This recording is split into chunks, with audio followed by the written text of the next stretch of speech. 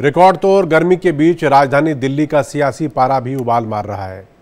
छठे चरण में 25 मई को दिल्ली में चुनाव है। इस बार दिल्ली की जिस सीट पर मुकाबला सबसे ज्यादा कांटे का है वो है उत्तर पश्चिमी दिल्ली। बीजेपी ने मौजूदा सांसद हंसराज हंस का टिकट काटकर योगेंद्र चंदोलिया को मैदान में उतारा है, जो पार्टी का दलित चेहरा है और इलाके में उनकी मजबूत पकड़ है। चंदोलिया का मुकाबला कांग्रेस के उदित राज से है, जो अपने विवादित बयानों की वजह से अक्सर सुर्खियों में रहते हैं। दलित नेता उदित राज बीजेपी से कांग्रेस में आए हैं। इस इलाके में कांग्रेस और आप का वोट बैंक भी मजबूत है। हालांकि उदित राज को लेकर दिल्ली कांग्रेस के कुछ नेता नाराज से हैं। हरियाणा से लगने वाली उत्तर पश्चिमी दिल्ली सीट पर जातीय समीकरणों के साथ साथ स्थानीय मुद्दे भी हावी हैं। नतीजा क्या निकलेगा उसके लिए 4 जून तक आपको इंतजार करना पड़ेगा, लेकिन उससे पहले ये रिपोर्ट देखिए, वहां की अभी की स्थिति आपको समझ में आएगी। ये यात्रीगण अब ध्यान दे रहे हैं कि अब मेट्रो का गेट सिर्फ विकास की तरफ खुलता है। मेरा कसूर ये है कि मैंने पहले दिल्ली में 10-10 घंटे बिजली नहीं आया करती थी, मैंने आपके लिए 24 घंटे बिजली का इंतजाम करा। दिल्ली की उत्तर पश्चिम लोकसभा सीट एरिया के हिसाब से राजधानी की सबसे बड़ी सीट है। 2008 में अस्तित्व में आई इस सुरक्षित सीट पर चुनावी रण बेहद दिलचस्प नजर आ रहा है, क्योंकि इस बार दिल्ली में कांग्रेस और आम आदमी पार्टी के बीच गठबंधन है। दूसरी तरफ बीजेपी को एंटी इनकम्बेंसी का भी सामना करना पड़ सकता है। शराब घोटाले में आप नेताओं पर एक्शन और केजरीवाल की गिरफ्तारी की वजह से दिल्ली का सियासी पारा हाई है। कईयों ने इनसे पूछा खोद के 400 पार क्यों चाहिए, तो बताया नहीं इन्होंने क्यों चाहिए। मोदी जी बड़े काम करेंगे, पूछा भाई क्या बड़े काम करेंगे, कुछ तो बताओ। तो अंदर से पता चला मोदी जी रिजर्वेशन खत्म करेंगे। Modi ji OBC, SC, ST, इनका सबका रिजर्वेशन खत्म करने के लिए इनको 400 पार चाहिए। आज इनको 250 के टोटे पड़ रहे हैं। 2019 में मोदी लहर में सिंगर और लोकप्रिय चेहरा हंसराज हंस ने नॉर्थ वेस्ट दिल्ली से जीत दर्ज की थी, लेकिन इस बार बीजेपी ने प्रत्याशी बदल दिया है।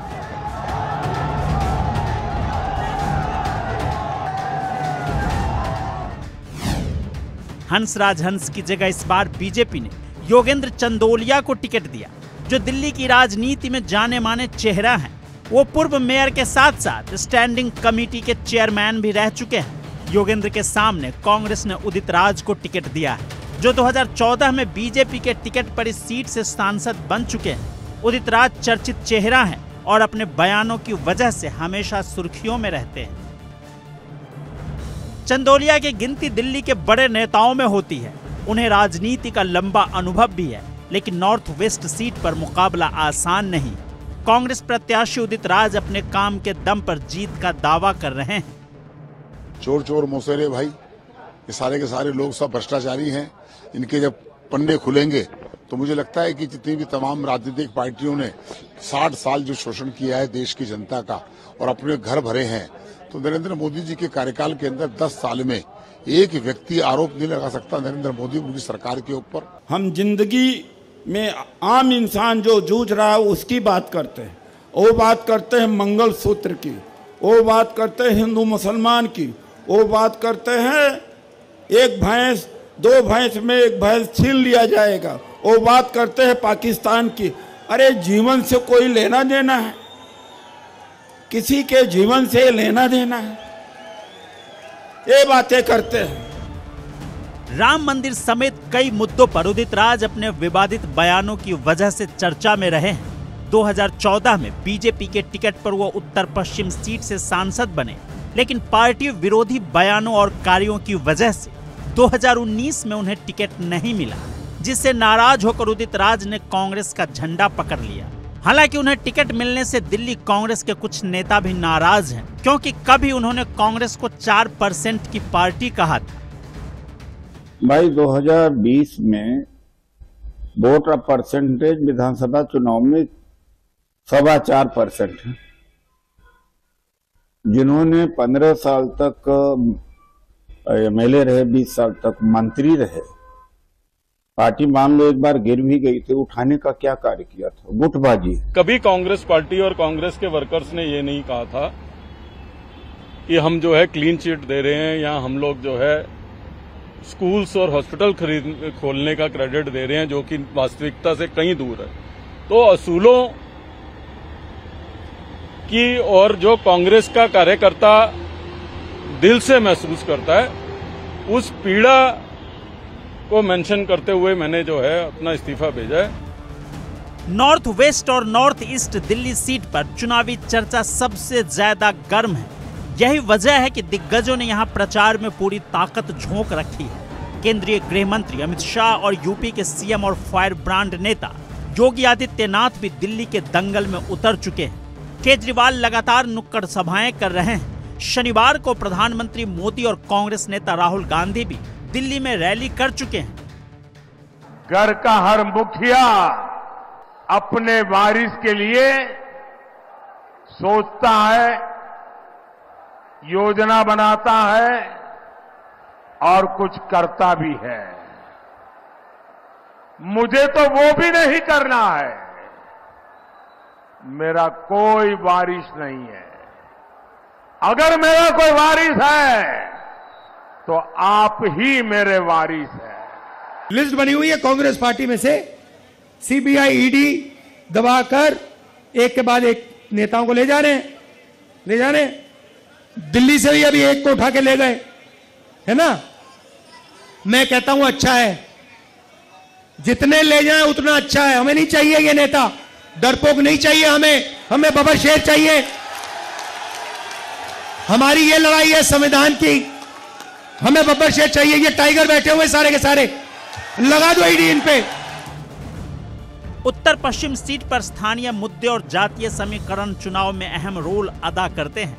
यहाँ ग्रामीण इलाकों में मूलभूत समस्याएं हैं, जल भराव, खराब सड़कें और ड्रेनेज सिस्टम की दिक्कतें हैं। कई इलाकों में अच्छे स्कूल नहीं है, साथ ही मेट्रो कनेक्टिविटी की मांग भी जोर पकड़ रही है। उदित राज का कहना है कि अपने कार्यकाल में वो 2 साल श्रेष्ठ सांसद चुने गए।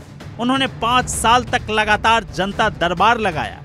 लोग मेरे काम पर मुझे वोट देंगे। दूसरी तरफ योगेंद्र चंदोलिया का कहना है कि उदित राज ने कई चुनाव लड़े लेकिन कभी जमानत नहीं बचा पाए। बीजेपी में आकर मोदी के नाम पर सांसद बने। उन्होंने सिर्फ जातिवाद की राजनीति की है। Bureau report, India daily live. ये देखिए आप कि ये जो सीट है, इस सीट पर कुल वोटर 19 लाख है। इसमें से पिछड़ों लगभग 20%, दलित 19%, ब्राह्मण 11%, मुस्लिम 9% और अन्य 26% है। ये वोटरों की संख्या, वोटरों की तादाद यहाँ पर है, ये आप देख सकते हैं। अब मैं चाहूँगा कि 2019 और 2014 के जो विजेता थे उनको एक बार दिखाएं। 2019 में हंसराज हंस यहाँ से जीते थे, जिनका टिकट इस बार कट गया है। उनको 60% से ज़्यादा, 60.5% के आसपास वोट मिले। उनके सामने में गुगन सिंह आम आदमी पार्टी के 21% और राजेश लिलोटिया कांग्रेस के उनको 16% वोट मिला था। ये 2019 के नतीजे। हंसराज हंस के सामने विपक्षी पार्टी, विपक्षी उम्मीदवार कहीं कोई टिके नहीं। अब 2014 की बात अगर करें तो 2014 में उदित राज बीजेपी से जीते थे। उनको 46.45% वोट मिले और उनके सामने जो सेकंड नंबर पर राखी बिरला जो आम आदमी पार्टी की उम्मीदवार थी, उनको 38.57 और कृष्णा तीरथ कांग्रेस की तीसरे नंबर पर। तो इस बार कांग्रेस प्लस आप दोनों कंबाइंड है। सामने में उदित राज मतलब दूसरे खाई में बीजेपी से इधर आ चुके हैं। इससे में मुकाबला बहुत दिलचस्प हो जाएगा।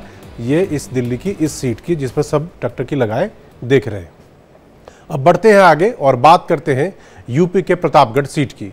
रघुराज प्रताप सिंह उर्फ राजा भैया के दबदबे वाली इस सीट पर अब की बार चुनावी रण बेहद दिलचस्प है। पिछले दिनों राजा भैया ने ऐलान किया कि वो न्यूट्रल रहेंगे, ना इधर की ना उधर की, और किसी भी पार्टी को वो समर्थन नहीं कर रहे। उन्होंने जनता से कहा कि आपको जो ठीक लगता है आप अपने हिसाब से करिए, हम किसी को वोट करने के लिए आपसे नहीं कह रहे हैं। इससे बीजेपी की टेंशन बढ़ गई, क्योंकि प्रतापगढ़ सीट पर राजा भैया का दबदबा अच्छा खासा है, उनका इम्पैक्ट अच्छा खासा है। अगर उनके समर्थक जिस भी पार्टी की तरफ जाते तो उनको फायदा हो सकता था, ठाकुर वोटों का भी इजाफा हो सकता था। अगर वो समाजवादी पार्टी के साथ गए तो ऐसे में तस्वीर पलट सकती है। राजा भैया को मनाने के लिए और अपनी तरफ करने के लिए बीजेपी ने काफ़ी मशक्कत भी की। गृह मंत्री अमित शाह के साथ राजा भैया की मुलाकात हुई, उसके बाद बीजेपी के दूसरे लीडर संजीव बालियान जैसे लोग भी जाकर राजा भैया से मिले, लेकिन बात बनी नहीं। प्रतापगढ़ सीट से अगर प्रत्याशियों की बात की जाए तो बीजेपी ने एक बार फिर से वहां के मौजूदा सांसद संगम लाल गुप्ता को ही उतारा है। उनके खिलाफ समाजवादी पार्टी ने कुर्मी नेता एसपी सिंह पटेल को टिकट दिया है, क्योंकि इस बार वो ओबीसी वोटर वहां पर निर्णायक भूमिका निभा सकते हैं। बीएसपी ने ब्राह्मण चेहरे पर दांव खेलकर जातीय गणित सेट किया है। प्रतापगढ़ सीट पर इस बार का मुकाबला इसलिए भी कांटे का है क्योंकि पिछले विधानसभा चुनाव में समाजवादी पार्टी यहां पर बीजेपी पर भारी पड़ी थी। दूसरी तरफ बीजेपी से कहा जा रहा है कि ठाकुर भी नाराज हैं। ऐसे में अगर राजा भैया का समर्थन उन्हें नहीं मिलता है तो मुकाबला बहुत दिलचस्प, बहुत रोचक हो जाएगा।